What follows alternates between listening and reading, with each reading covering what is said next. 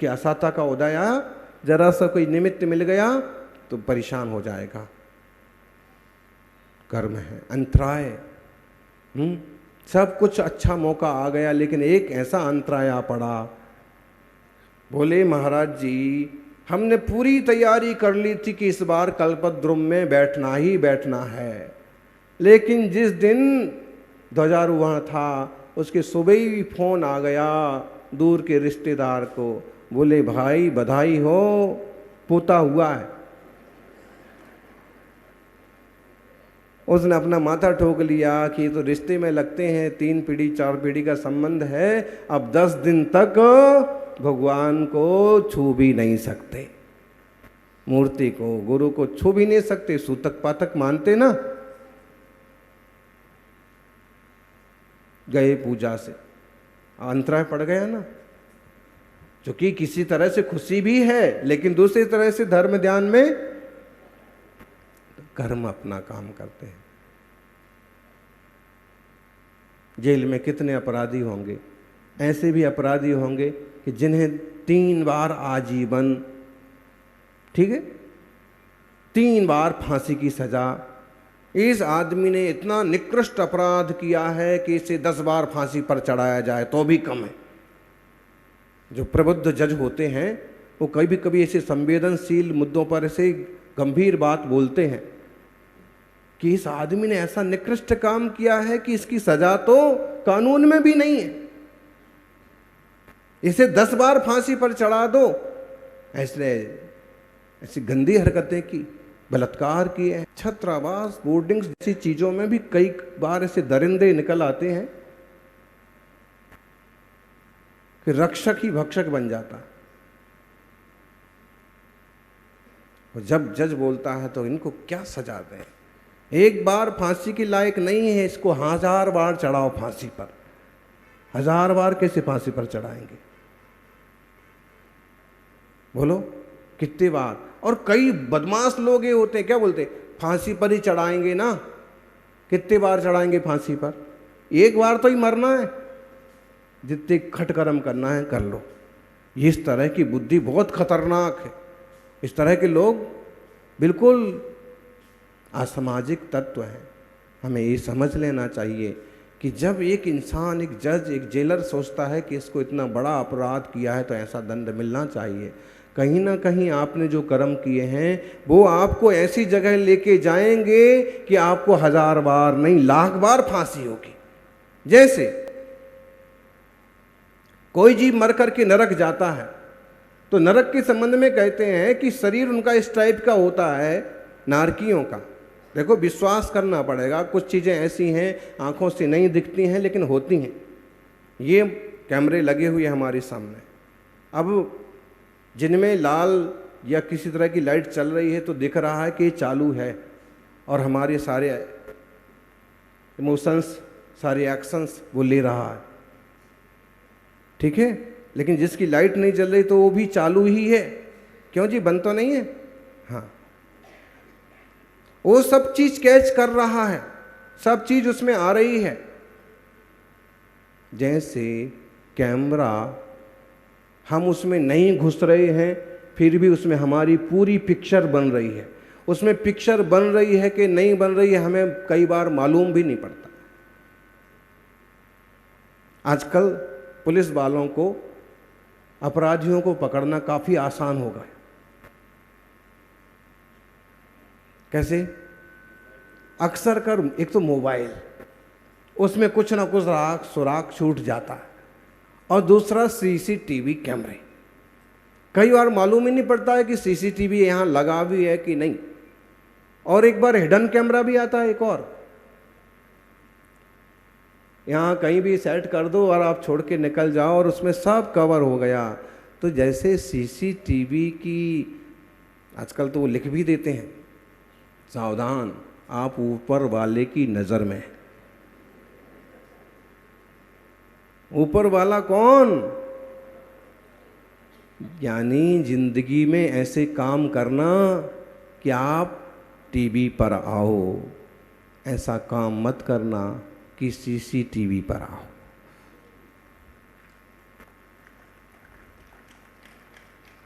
समझ में आया? टीवी पर आओ, लोग टीवी में, अच्छा अमुक जी आए, सीसीटीवी से ना पकड़े जाओ। तो जब ये मशीनें पकड़ रही हैं, जब ये मशीनों को मालूम पड़ रहा है, तो हमारी आत्मा को तो मालूम पड़ ही रहा है। कुछ चीज़ें ऐसी होती हैं, दिखती नहीं हैं लेकिन होती है। भगवान दिखता नहीं है लेकिन है, हवा दिखती नहीं है लेकिन है, ऑक्सीजन दिखती है आँखों से, लेकिन ऑक्सीजन की कमी हो तो आदमी का हाल देख लो। ऐसे ही कर्म भी होते हैं, पुण्य पाप भी होते हैं, धर्म भी होता है, सत्कर्म भी होता है। आँखों से दिखता नहीं है लेकिन होता जरूर है।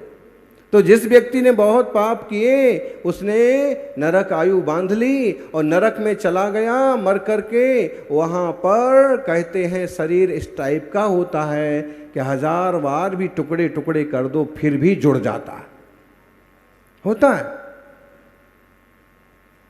इस टाइप का उस विक्रिया संपन्न होता है कि हाथ पांव काट दें, वापिस थोड़ी देर में जुड़ जाएंगे, फिर लड़ना झगड़ना वापिस चालू। मतलब है कि 1000 बार नहीं, लाख बार भी उसको काट दिया जाए, मार दिया जाए, लेकिन मरता नहीं है, फिर जुड़ता है, फिर दुख भोगने को तैयार। बहुवारम परिग्रहत्वम नरकस्यायुषा, बहुत आरंभ और बहुत परिग्रह करने से नरक आयु का बंध होता है।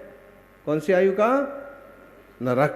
बहुत आरंभ, आग लगा दी जंगल में, पूरा जंगल जला रहा है, सांप जल रहे हैं, चीते जल रहे हैं, पशु पंछी परेशान त्रस्त। देखो कैसे लोग पाप करते हैं, बड़े बड़े वनों में, जंगलों में, पहाड़ों पर आग लगे। बहुत आरंभ, आरंभ मतलब इस टाइप का काम की जिसकी जरूरत ही नहीं है, हैं? बेमतलब पानी ढोल रहे हैं, यूं नल चालू कर दिए, सड़क पर बह रहा है। अरे भाई, जल भी तो जीव है, और दूसरी बात दूसरे के उपयोग के लायक भी है। तुम ही बर्बाद किए जा रहे हो। गाड़ी धो रहे हो, लाड़ी धो रहे हो, ठीक है, गाड़ी लाड़ी वाड़ी धो लो, वहां तक तो ठीक है, लेकिन वो पूरा खुला हुआ छोड़ दिया। कोई कहता है भाई ये बंद करो। बंद क्यों करूं? मैं भी तो भरता हूं, टैक्स भरता हूं, रुपया कितना भरना पड़ेगा भर दूंगा। ये कौन सा आदमी है? दुष्ट प्रवृत्ति वाला ये नहीं सोच सकता है कि पानी बचाओ, यहाँ बंद कर देंगे तो आगे पाइप से आगे किसी और के काम भी आएगा। बहुत आरंभ, बड़ी बड़ी फैक्ट्रियाँ खोल रखी, ढेर सारा वही वही काम, बस मस्त। कोई धर्म नहीं, कोई गुरु नहीं, कोई भगवान नहीं, कोई दया नहीं, अपनी मस्ती में मस्त। ये बहुत आरंभ, बहुत परिग्रह। परिग्रह का मतलब जमीन जायदाद, रुपया, पैसा, ये सब चीज़ें। कुछ लोग होते हैं कि जिनके पास ढेर सारा होता है। उसमें दो तरह के लोग होते हैं, एक तो ना समझ, केवल उसी में मस्त रहने वाले। दूसरे समझदार, कि वो ज़्यादा संसाधन पाने के बाद उनका सदुपयोग करते हैं और उसमें से समाज की खाई को पाटने का काम भी करते हैं। दान करते हैं, स्कूल खोलते हैं, विद्यालय खोलते हैं, अनाथों को, गरीबों को सहयोग करते हैं, धर्म के आयोजन करके लोगों को संस्कार, संस्कृति से जोड़ते हैं। तो इस तरह के आदमी जो समझदार हैं, वो ऐसी प्रवृत्ति करके भी खराब आस्त्रों से बच जाते हैं, क्योंकि कहीं ना कहीं परमात्मा की श्रद्धा उनमें है।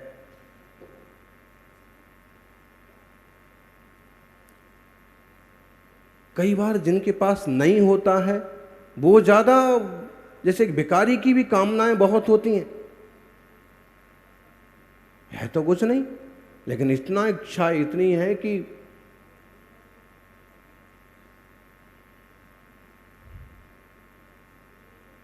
एक भिखारी, बाबूजी 10 रुपये दे दो। बाबूजी ने कहा 10 रुपये क्यों? कल तक तो 5 रुपये मांगता था। उसने कहा नहीं, आज 10 रुपये दे दो। क्यों? बोले फिल्म देखना है। तो फिल्म का टिकट तो बोले 5 रुपये में आता है, 10 क्यों मांगता है? बोले गर्लफ्रेंड को भी दिखाना है। भिखारी भी, उसके भी अपने अरमान हो सकते। उसकी भी गर्लफ्रेंड बन सकती है। कांक्षाएं इच्छाएं सब में है। कोई सौभाग्यशाली हो करके सब इच्छा वासनाओं को जीत करके संत बन जाता है।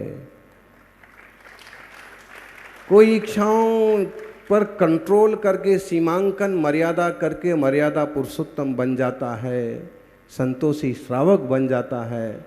और कोई पूर्ति तो नहीं कर पाता है लेकिन कांक्षाएं पालता पालता घोर संसारी या भिखारी बन जाता है। बहुत आरंभ परिग्रह से कहाँ जाएगा? नरक। बहुत आरंभ परिग्रह मत करो, मर्यादा कर लो। एक घर, दो घर, एक फैक्ट्री, दो फैक्ट्री, 2 गाड़ी, 10 गाड़ी, इतनी बड़ी दुनिया में कुछ तो मर्यादा कर लो, उतने पाप से तो बच जाओगे। 24 घंटे में हमें एक बार ही हाथ में भोजन करना है, बाकी सब हमारा त्याग। अब कहीं कालाबाजारी होगी तो हमें पूछने कोई नहीं आएगा जेलर साहब कि महाराज जी आपने तो नहीं एक आध बोरा गेहूं छुपा करके रखा। अब उनको पता है कि इनको हाथ में एक बार लेना है तो इनसे क्या पूछने जाएं। मतलब है अगर आपका नियम है तो आप पर कोई उंगली भी नहीं उठाएगा। ये व्यक्ति मर्यादित है, इससे पूछने की जरूरत नहीं है। अल्पारंभ परिग्रहत्वम मानुषस्य, कम आरंभ परिग्रह होगा। स्वभाव मार्दवम च, स्वभाव की मृदुता होगी तो इंसान का चोला मिलेगा, इंसान बन जाएंगे फिर से। कोई सत्कर्म किए थे कि आज इंसान बन के बैठे। और माया त्यार्यग योनस्या, त्रियंच जानवर की पर्याय में चले जाएंगे मायाचारी करने वाले। कुछ लोग होते हैं कहते कुछ हैं, करते कुछ हैं, दिखाते कुछ हैं। साइबर क्राइम बहुत खतरनाक ढंग से बढ़ रहा है, इसके लिए स्पेशल सेल बनाना पड़ेगी सरकार को। बन गई? हाँ। मतलब है कि मोबाइल पर बात इतनी मीठी मीठी करेंगे और ऐसे उलझा देंगे ये आपको कि आपका बैंक अकाउंट खाली करा लेंगे, आपकी जेब से रुपए निकलवा लेंगे। भाई कितना जबरदस्त छल कपट। कपट किसी से नहीं करना चाहिए।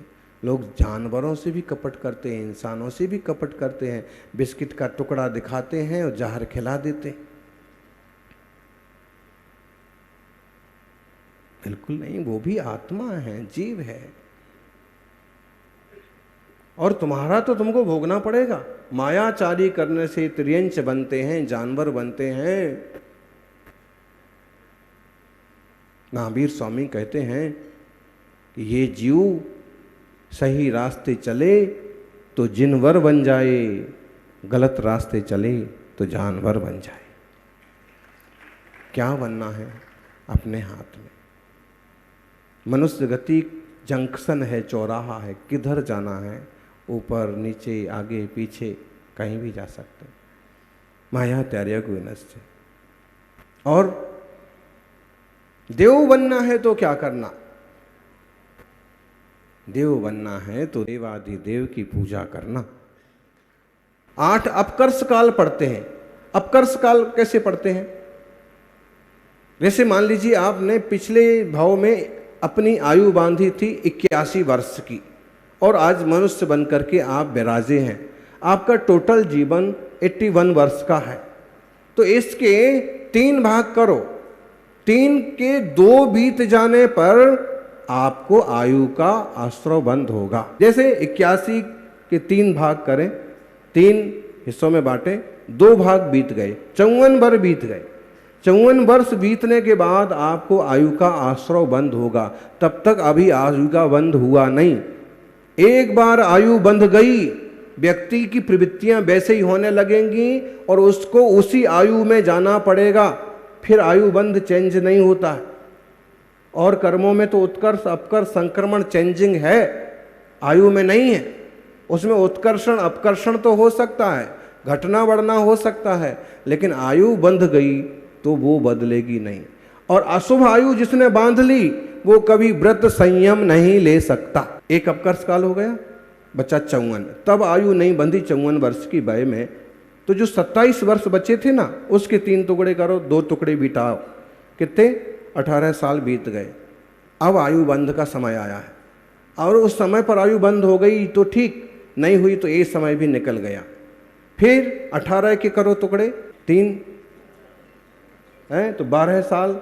12 साल में आयु माने आप उसमें जोड़ते जाइए, 54 के साथ आगे इतना बढ़ता गया कि आप लगभग 75 साल के हो गए तो भी आयु बंध नहीं हुआ। और फिर उसका जो हिस्सा बचा, ऐसे 8 अपकर्ष काल में आयु का बंध 6 साल बचे थे, 6 साल में से 4 निकाल दो, 2 साल बचे, 2 साल में से 24 महीने में से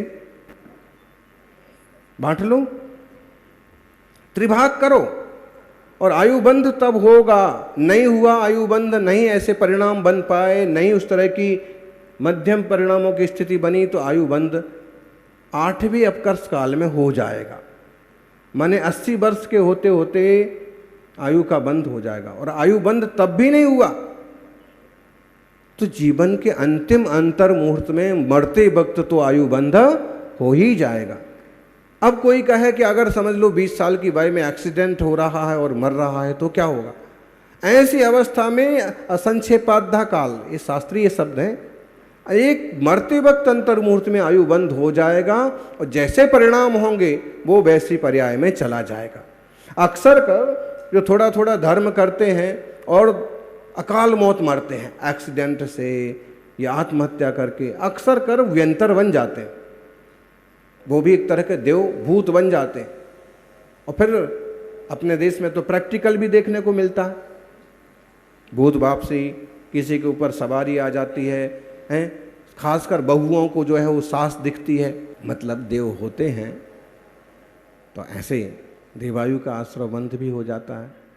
अपन सभी ध्यान रखें कि जैसे कर्म कर रहे होंगे उन समय में, उस टाइप का आयु का बंध हो जाएगा। इसलिए जिंदगी में किसी भी समय खराब काम नहीं करना, सत्कर्म करो, शुभ कर्म करो। अशोक जी, कर्म तो करना ही पड़ेंगे, चाहे सत्कर्म करें और चाहे अच्छे करें चाहे बुरे करें। तो बुद्धिमान तो इसी में है कि अच्छे अच्छे काम करो। ये भक्ति रचाई, चतुर्मास हो रहा है, फिर सहयोग कर रहे हैं, दीन दुखियों का, सामान्य जनों का, पशु पंछियों का कुछ ना कुछ नियोजन कर रहे, व्यवस्थाएं बैठा रहे। परिणाम की शुद्धि है, भाव हैं, इन भावों से ही कर्म होते हैं। सभी अपने भावों को निर्मल बनाएं, सत्कर्म करें, और सत्कर्म के आगे अकर्म सिद्ध दशा को पाने का पुरुषार्थ करें। यही मंगल भावना। जय बोलिए 24 तीर्थंकर भगवान की।